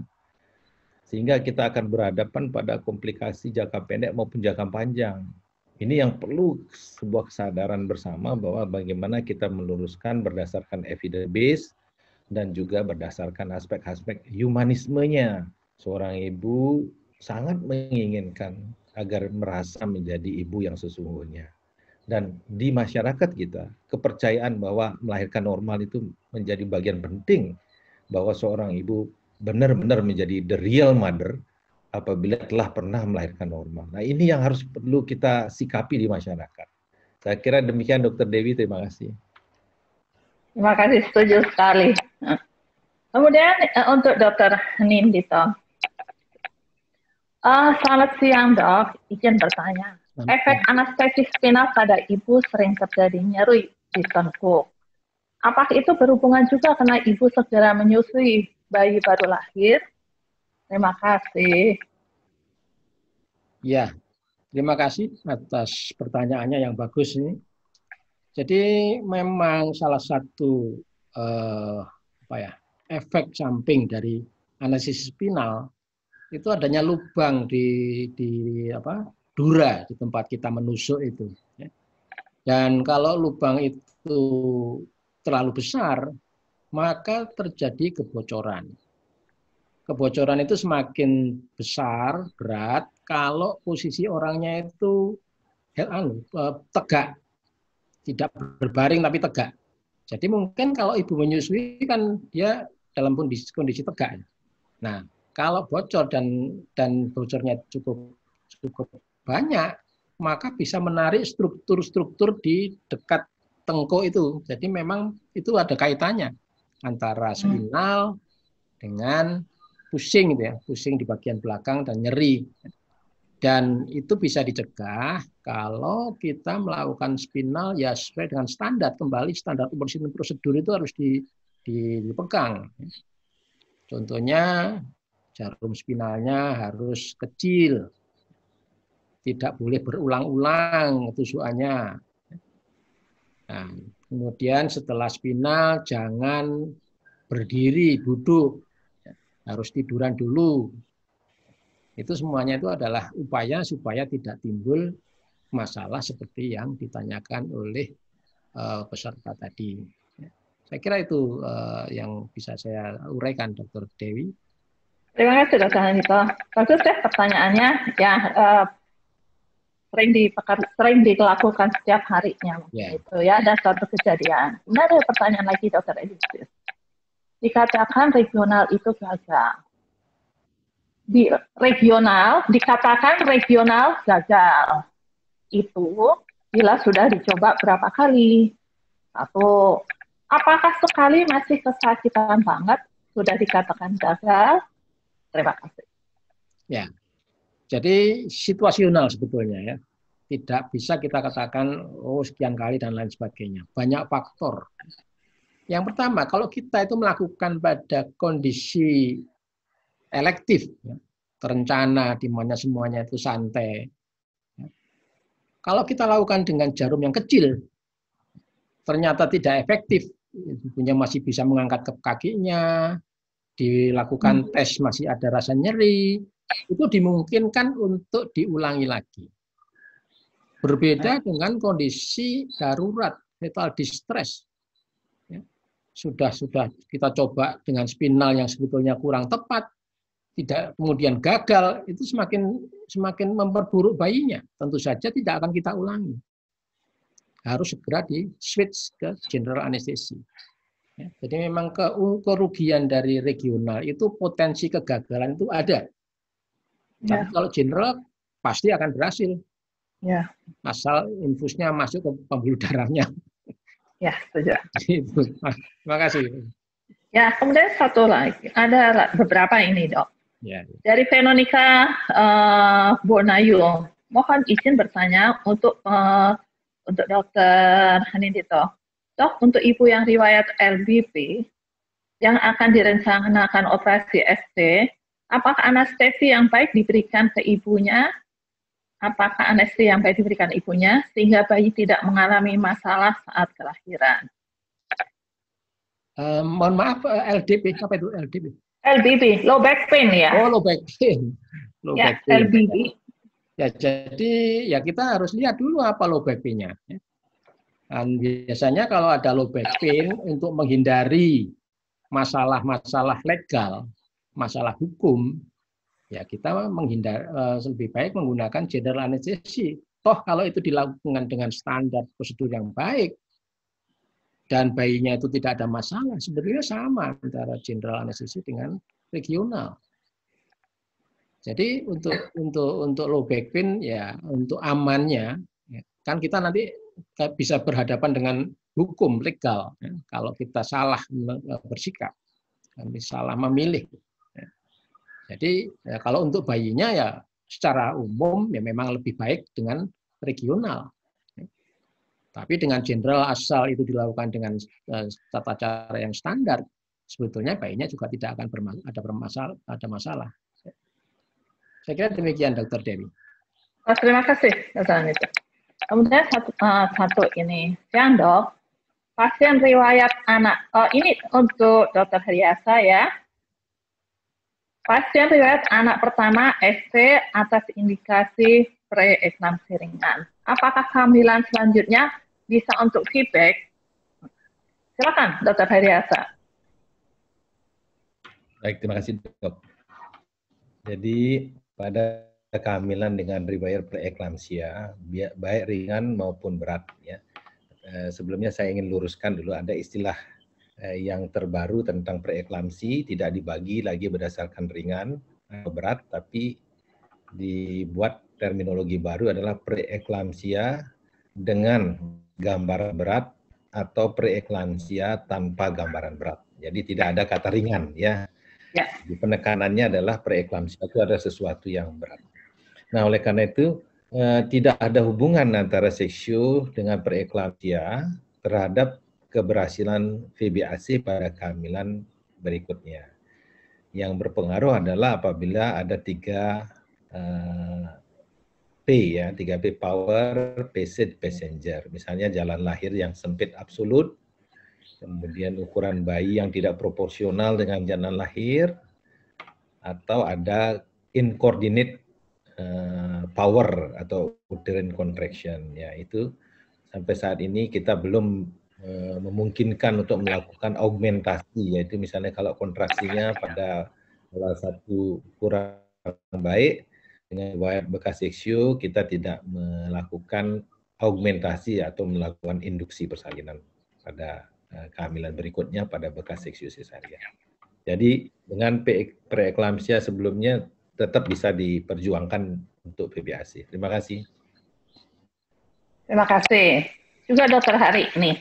Bagaimana cara pasti mengetahui dengan cepat ruptur uteri terjadi pada persalinan riwayat ST? Beberapa terjadi di tempat gitu ya. Apa terjadi ya? Bekas sesar. Iya. Ya. Nah, baik Dok, terima kasih. Nah, inilah menjadi titik sulit dari VBAC, ya. Oleh karena itu penting sekali mengetahui satu jenis sayatan pada seksio sesaria sebelumnya. Yang kedua, tanda-tanda ruptur uteri pada kehamilan tanpa VBAC itu yang kita sebut dengan lingkaran retraksi patologis yang disebut dengan bandel, lingkaran bandel itu seringkali tidak ditemukan pada ruptur dengan bekas seksio sesaria. Nah, oleh karena itu, mengapa persalinan VBAC dianjurkan untuk dilakukan di center pelayanan kesehatan yang mampu melakukan seksio emergency, gitu. Jadi kalau ada ibu-ibu ingin mencoba melahirkan VBAC di komunitas, misalnya di klinik bersalin atau di rumah, dianjurkan dari aspek safety-nya lebih baik melahirkan di rumah sakit yang memiliki pelayanan seksio situ atau emergency. Demikian, terima kasih Dr. Dewi. Terima kasih. Dr. Hari kembali. Berapa lamakah jarak antar kehamilan yang aman untuk dapat hamil kembali pada pasien riwayat ST dengan irisan uterus T atau J terbalik maupun irisan uterus klasik? Terima kasih. Berapa lamakah jaraknya? Jadi berdasarkan slide yang telah saya tayangkan, memang tidak ada pedoman yang baku, namun mengacu pada American College of Obstetrics and Gynecology ada disebut jarak antar kehamilan kurang dari 24 bulan dan jarak yang disebut panjang adalah lebih dari 24 bulan. Kalau jaraknya pendek adalah kurang dari 24 bulan. Nah, kita bisa menggunakan pedoman ini baik pada insisi atau sayatan transversal atau sayatan klasik atau korporeal. Jadi dianjurkan untuk memberikan jarak lebih dari 24 bulan. Terima kasih, Dr. Dewi. Ya, terima kasih. Kemudian yang ini Dr. Hanin, izin bertanya dok, apakah efek samping anestesi bisa membuat pusing 1-2 minggu? Terima kasih. Ya, seperti yang kasus yang tadi, bisa. Jadi yang disebut post spinal headache post-spinal headache, jadi nyeri kepala atau pusing yang disebabkan oleh spinal, itu bisa berlangsung lama. Tapi kalau itu dilakukan dengan general anestesi, biasanya tidak akan lama ya. Biasanya 1 hari itu sudah hilang pusingnya. Apalagi dengan obat-obat sekarang yang sudah bagus ya. Nggak seperti dulu ada ether, kemudian pakai ketamin, itu bisa pusingnya juga bisa berkepanjangan. Jadi yang bisa sampai berminggu-minggu itu adalah post spinal headache, nyeri karena kebocoran yang seperti saya jelaskan tadi. Dan itu kadang-kadang memerlukan tindakan yang cukup invasif, yaitu blood patch, jadi memasukkan darahnya sendiri ke tempat bocornya tadi, menambal bocornya dengan darahnya sendiri. Ya, tindakan invasif yang juga tentu ada risikonya. Demikian Dr. Dewi.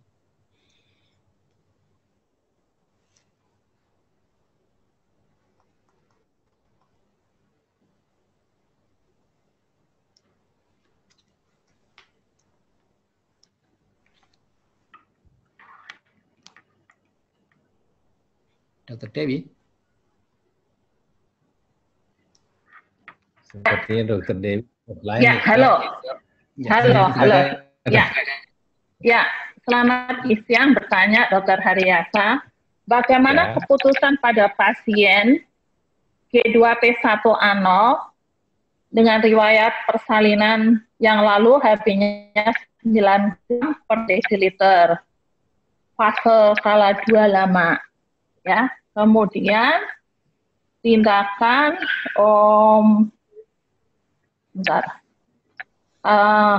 tindakan vakum ekstraksi, bayi asfiksia dan meninggal sebelum 24 jam. Lalu hamil kedua, HB-nya rendah lagi, hanya 9 dengan traumatik persalinan. Apakah bisa ngambil keputusan untuk persalinan ST? Terima kasih. Baik, terima kasih dok. Jadi saya melihat ada 2 hal penting. Yang pertama adalah riwayat anemia berulang ya. Nah ini pertama saran saya harus ditegakkan terlebih dahulu jenis anemianya. Apakah ini anemia yang berkaitan dengan kelainan sel darah merah misalnya seperti talasemia, atau anemia oleh karena penyebab lain seperti defisiensi zat besi dan lain sebagainya. Yang kedua, keputusan untuk melakukan operasi seksio sesaria, idealnya syarat hemoglobin yang diperlukan jika operasi seksio sesaria itu terencana dianjurkan minimal 10 ya. Kebetulan di tempat rumah sakit saya di Rumah Sakit Sanglah memiliki SOP adalah untuk seksio terencana dengan HB minimal 10 gram per desiliter. Nah, pada keadaan emergensi, seberapapun hemoglobinnya, kita akan lakukan tindakan penyelamatan sifatnya. Jadi seperti yang disampaikan oleh Dr. Anin berdasarkan kategori 1, 2, dan 3 seksio sesaria, ya, nah kita akan mengejar respon time, maka nanti dokter anestesi yang melakukan pembiusan yang akan mendukung proses operasi seksio sesaria akan melakukan koreksi kekurangan hemoglobin dengan transfusi. Mungkin Dr. Hani nanti bisa menambahkan pada kasus anemia yang direncanakan operasi seksio sesaria. Terima kasih dok. Ya, silakan Dr. Anin. Ya, mungkin saya bisa menambahkannya. Jadi hemoglobin itu tugasnya adalah membawa oksigen ya kan, sebagai transport oksigen. Nah, dari penelitian HB 7 sampai 12 itu mempunyai kapasitas transport yang sama. Artinya, kita tidak perlu khawatir atau tidak perlu menambahkan HB dengan transfusi kalau HB-nya itu masih di atas 7. Kecuali kalau pasien itu juga ada gangguan kardiopulmoner. Ya, sehingga kapasitas untuk kompensasi itu terbatas. Artinya kalau orang itu sakit jantung, ada asma, tentu saja HB7 itu kurang aman. Tapi kalau orang normal, pada kondisi normal, HB7 dan HB12 itu kapasitas untuk membawa oksigen itu sama. Jadi nggak usah ditransfusi. Bahkan transfusi itu mengundang risiko kan, menyebabkan penularan penyakit, kemudian ada reaksi transfusi. Dan kalau kita pengen aman itu periksa satu kantong itu bisa ratusan ribu. Jadi itu perlu dipertimbangkan hal-hal seperti itu. Ya, saya kira demikian Dr. Dewi. Terima kasih. Nah ini juga saya bacakan juga agar puas juga bahwa apakah pos operasi pada persalinan harus dibuat? Oh ya, sama tadi. Apakah bekas SC 2 kali masih bisa melahirkan persalinan? Mungkin sudah dijawab dengan Dr. Hariasa. Kemudian pertanyaan kembali, apakah pos operasi pada persalinan harus dipuasakan dulu untuk beberapa saat, ya, beberapa jam? Dr. Hariasa mungkin. Baik, terima kasih Dok. Ya. Terima kasih. Jadi saya akan mencoba menjawab pertanyaan perawatan postoperatif pada bekas seksiu sesaria. Jadi apabila tidak banyak manipulasi terhadap saluran cerna yaitu usus, maka kita tidak melakukan tindakan mempuasakan pasien, ya, malah realimentasi yang segera, jadi makan dan minum yang cepat segera setelah operasi itu sangat penting untuk proses pemulihan operasi. Jadi apabila operasi seksiunya adalah operasi seksiu yang normal tanpa komplikasi, kita tidak lagi mempuasakan pasien. Di sisi lain kita memerlukan energi dan nutrisi untuk ibu untuk mempersiapkan menyusuinya, laktasinya. Oleh karena itu tantangan pada ibu-ibu yang melahirkan dengan seksiu ini berkaitan erat dengan keberhasilan menyusui, misalnya IMD dan ASI eksklusifnya. Ini menjadi tantangan tersendiri pada ibu-ibu yang terpaksa melahirkan bayinya dengan sesar. Saya ingin menambahkan, harus ditambah kata terpaksa ibu-ibu. Jadi apabila seluruh pintu atau jalan untuk melahirkan normal itu terkunci, tertutup, baru terpaksa sesar. Itu jangan dibalik. Banyak ibu-ibu menganggap, oh cari aman saja, sesar saja. Ini yang salah. Kita harus luruskan, karena banyak sekali dampak negatif yang dimunculkan oleh sesar, antara lain adalah kegagalan atau kesulitan dalam melakukan IMD atau menyusui. Saya itu tambahkan, terima kasih. Ya, juga ini pertanyaan kembali juga hampir sama, bahwa jika ada pasien anak pertama post operasi ST 2 tahun yang lalu dengan indikasi KPD, dan kemudian anak kedua pasien mau normal, apakah bisa dilakukan? Kurang lebih, mungkin lebih baik dijawab Dr. Hariasa. Ya. Terima kasih, memang menarik sekali, banyak sekali pertanyaan hari ini. Saya informasikan bahwa jawabannya bisa. Jadi PBHC 2 tahun bukan indikasi KPD bisa dilakukan PBHC. Terima kasih. Terima kasih. Kemudian ini ya, tadi mana tadi? Yang postpartum, apakah biosolarisasi? Oke, nih. Selamat siang Dr. Anin. Saya Intan dari Jombang mau bertanya, apakah bios total pada SC dapat berpengaruh pada bayi saat lahir dan apakah produksi akan menurun? Terima kasih. Terima kasih Dr. Dewi dan penanya. Seperti uraian saya tadi, pilihan anestesi antara spinal dan general umum itu kalau dokter anestesi itu lebih banyak cenderung memilih regional. Itu dari aspek keamanan untuk ibunya. Karena ibunya itu risiko yang paling berat adalah muntah dan aspirasi. Kalau kita lakukan dengan dosis yang standar, masalah pada bayi itu minimal. Dan kalau toh ada masalah, itu hanya pada awal. Di mana obat-obat yang ditransmisikan ke bayi itu kita tunggu sampai dimetabolisir. Ada obat-obat yang duration of action-nya itu singkat. Kita bisa memanfaatkan obat-obat yang baru agar pengaruh pada bayinya itu seminimal mungkin. Tapi memang kalau dari aspek ibunya kita lebih memilih regional ya, untuk keamanan ibunya. Saya kira itu, Dr. Dewi. Terima kasih. Terima kasih, Dr. Anin. Kemudian juga ditanyakan, kapan baiknya boleh mobilisasi setelah operasi regional? Ya, jadi kalau kita menggunakan jarum-jarum yang kecil untuk spinal, itu sebetulnya tidak terlalu berpengaruh terhadap ketakutan kebocoran. Ya. Tapi sebaiknya kita ya paling tidak sehari dia tiduran, besoknya mobilisasi.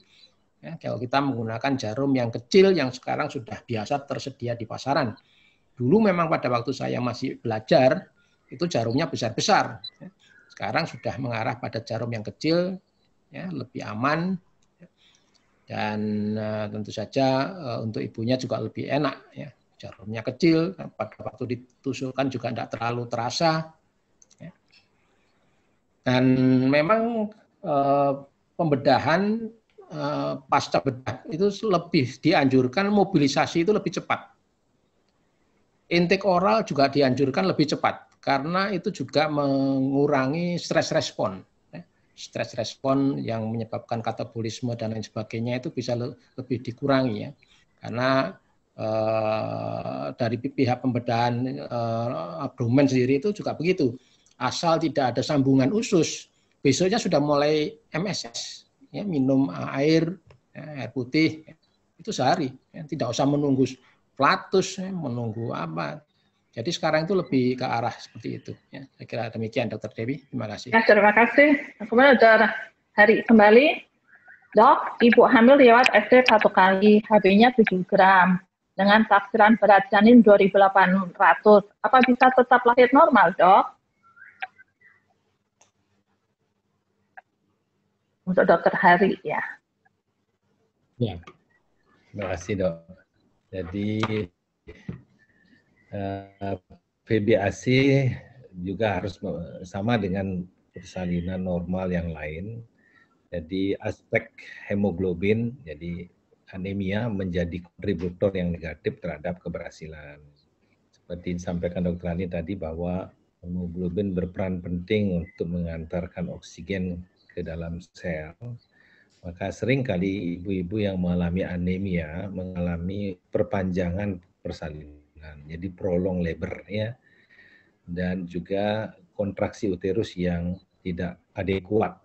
Oleh karena itu dianjurkan ibu-ibu yang ingin disebut fit for natural birth, ya, yang layak untuk atau fit untuk melahirkan normal, itu harus dilakukan perbaikan kondisi tubuhnya, misalnya hemoglobinnya harus dikoreksi ya. Pada saat antenatal care, program pemerintah kita kan wajib memberikan tablet besi untuk menghindari risiko terjadinya anemia defisiensi besi. Tentu pada saat ANC, baik ibu bidan maupun dokter obgynnya akan melakukan evaluasi dan mencari kausa atau penyebab dari anemia. Dan harus dikoreksi sebelum menuju ke persalinan. Karena persalinan itu ibarat seperti seorang ibu hamil itu seperti seorang petinju akan naik ke atas ring ya. Jangan sampai baru satu ronde sudah knock out. Nah, oleh karena itu harus dalam keadaan fit untuk melahirkan. Baik diantaranya adalah salah satu syarat penting adalah kadar hemoglobinnya. Demikian, terima kasih. Terima kasih, Dr. Halianja. Kemudian juga batas minus berapa sih yang mesti harus di SC, dikatakan pertanyaannya seperti itu. Kemudian kalau yang pertanyaan lain, apabila kehamilan pertama SC dengan panggul sempit, apakah berikutnya bisa mencoba untuk melahirkan normal? Terima kasih. Baik, saya jawab dulu pertanyaan pertama, Dok, tentang batas miopia atau minus untuk melahirkan normal. Jadi tidak ada batasan yang tegas sebenarnya. Yang paling menentukan nanti adalah sesungguhnya hasil konseling atau konsultasi dari dokter mata tentang potensi kemungkinan terjadi ablasio retina. Ya, tapi mohon maaf sih saya agak subjektif menyampaikan berdasarkan pengalaman saya menjadi dokter kandungan, baik waktu saya masih jadi residen, saya belum pernah menemukan pasien saya mengalami komplikasi kebutaan setelah melahirkan. Ya, walaupun beberapa dokter mata memberikan batas yaitu miopia di atas 6 dianjurkan untuk tidak, tapi itu masih sangat individual rekomendasinya. Jadi ada beberapa tulisan jurnal memang sangat terbatas tentang hal ini. Ada memasukkan sampel ibu hamil yang minusnya di atas 10 gitu, dan ternyata tidak tidak terbukti menimbulkan komplikasi gangguan kebutaan pada matanya. Nah, untuk riwayat seksio cesarean oleh karena panggul sempit, apabila kesempitan panggulnya bersifat absolut, ukurannya sangat kecil, sebaiknya maka VBAC tidak dianjurkan. Tapi apabila kesempitannya relatif dan ukuran bayi juga kecil, masih bisa diupayakan untuk VBAC. Gitu. Tapi sekarang tergantung preferensi pilihan dari pasien dan juga analisis dari dokter kandungan yang mendampingi. Saya kira demikian. Terima kasih. Begini, tambahan lagi dokter, pertanyaan lagi dokter hadiahnya. Berapa sih maksimal ibu bisa ST? Berapa banyak maksimal bisa dilakukan ST? Jadi dokter Hanim juga nanti ada tambahan. Ya, terima kasih Dokter Dewi. Pertanyaan ini banyak sekali ditanyakan. Ya, selama ini ada satu tanda kutip konsensus mungkin ya, banyak dokter menganut SC itu 3 kali maksimal. Tapi sesungguhnya tidak ada referensi yang menyebutkan seperti itu. Jadi batasan 3 kali seksio cesarea harus tidak boleh hamil lagi, itu tidak punya pijakan evidence base. Saya kebetulan pernah menemukan kasus itu, satu kasus di Australia ketika saya mengikuti occupational training di sana. Itu ada satu ibu hamil, kebetulan seorang aborigin, hamil yang ke-7 dan riwayat SHU 6 kali. Ya, kemudian memang pasien tersebut tinggal di remote area di daerah kawasan pinggiran, jadi pelosok itu. Waktu itu memang menimbulkan kehebohan tanda kutip karena harus dijemput dengan flying doctor ya, jadi dengan pesawat terbang dijemput dan dibawa ke rumah sakit tempat saya magang, yaitu di Adelaide Women and Children Hospital. Tapi setelah dilahirkan cesarea di sana, saya melihat kekhawatiran kita berpikir, wah ini seksio 6 kali, sekarang kehamilan yang ke-7, heboh banget bukan ruptur. Ternyata ketika di seksio, ternyata outcome ibu bayi normal dalam artian baik ya, tidak buruk gitu. Nah, jadi saya tidak bisa memberikan kepastian berapa batas jumlah seksio cesarea. Itu perlu dilakukan kajian. Terima kasih. Ya, terima kasih. Kemudian ada pertanyaan kembali, Dokter Hari ya. Jika mau melakukan persalinan pervaginam pasca SC, itu prosesnya seperti apa? Apakah dia kelas khusus? Seandainya bekas SC akan melakukan feedback, apakah punya kelas khusus untuk melakukan itu? Ada misalnya edukasinya atau ada apa yang spesial begitu? Dia harus tiap bulannya datang di mana, harus diceknya harus ke siapa begitu? Baik, terima kasih Dok. Jadi tadi sekilas di slide saya sudah sampaikan bahwa ada edukasi yang harus diberikan. Jadi ibu-ibu dianjurkan untuk mengikuti kelas persalinan ya, dan harus membuat birth plan, rencana persalinan. Jadi ibu-ibu hamil perlu memiliki knowledge atau pengetahuan tentang cara persalinan. Ini penting sekali kebetulan kalau di Denpasar kita banyak ada kelas-kelas persalinan, yaitu yang mengajarkan ibu-ibu untuk mengerti tahap demi tahap, kemudian indikasi syarat-syarat untuk VBAC, ya. Kemudian yang kedua harus punya kelompok. Di kelompok ini mereka bisa sharing, dituntun oleh para bidan untuk mereka menghilangkan kekhawatiran-kekhawatiran yang banyak beredar di masyarakat. Yang ketiga ya tentu ikut latihan fisiknya, kemudian ikut misalnya melakukan senam hamil, yoga dan sebagainya, dan juga mental tadi, mindsetnya, dibangun mindsetnya agar memiliki tekad baja gitu ya, agar bisa berhasil, karena targetnya adalah medali emas dalam proses persalinan nanti. Persalinan aman, nyaman, dan menyenangkan. Terima kasih. Terima kasih Dr. Haryasa, Dr. Anin, karena waktu juga sehingga kita terbatas juga untuk pertemuan ini sore ini, dan beberapa pertanyaan yang belum terjawab, mohon tidak kecewa karena semuanya akan dirangkum dan mungkin akan dijawab melalui email mungkin oleh Mbak Sari, via Mbak Sari nanti ya. Akhirnya saya ucapkan terima kasih kepada Dr. Haryasa dan Dr. Hanindito atas ilmunya yang sangat bermanfaat untuk melakukan mungkin nanti feedback dan bagaimana kelas-kelasnya yang sehingga tidak takut dengan protokol yang harus dilakukan. Kemudian juga untuk anestesinya, pemilihan anestesinya. Dan kami juga mengucapkan terima kasih kepada para teman kawan sejawat serta anggota Perinasia yang berada di seluruh Indonesia yang telah meluangkan waktu dan mengikuti webinar ini. Dan juga tidak lupa mengucapkan terima kasih kepada sponsor ataupun leadership charity yang dapat sehingga terlaksana program webinar Perinasia saat ini yang sudah sampai seri ke-9. Akhirnya juga saya mengucapkan kepada para pengurus Perinasia Pusat, mohon maaf bila tidak ada yang bisa dijawab, kemudian mohon maaf bila terdapat kata-kata yang tidak berkenan.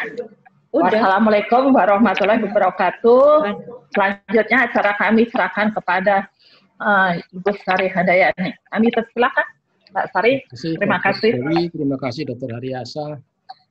Terima kasih. Terima kasih Dr. Anin. Terima kasih banyak Dr. Dewi, Dr. Hanindito, dan Dr. Haryasa. Terima kasih sudah hadir untuk mengisi webinar Perinasia seri yang ke-9. Kepada seluruh peserta, kami juga mengucapkan banyak terima kasih atas kehadirannya pada siang hari ini. Sekarang sebelum ditutup, saya akan share dulu. Yang pertama, mohon perhatian kepada seluruh peserta. Untuk keperluan sertifikat, seluruh peserta wajib mengisi form evaluasi di akhir acara webinar. Sertifikat tidak akan mencetak nama peserta yang tidak ditemukan dalam data form evaluasi. Jadi mohon kerjasamanya supaya nanti tidak ada lagi yang komplain, tidak ada namanya di sertifikat karena tidak ada dalam data form evaluasi. Nah, ini adalah form evaluasinya, link untuk evaluasi. Silakan teman-teman yang ada di YouTube untuk mengisi seperti yang ada di layar. Waktunya 20 menit.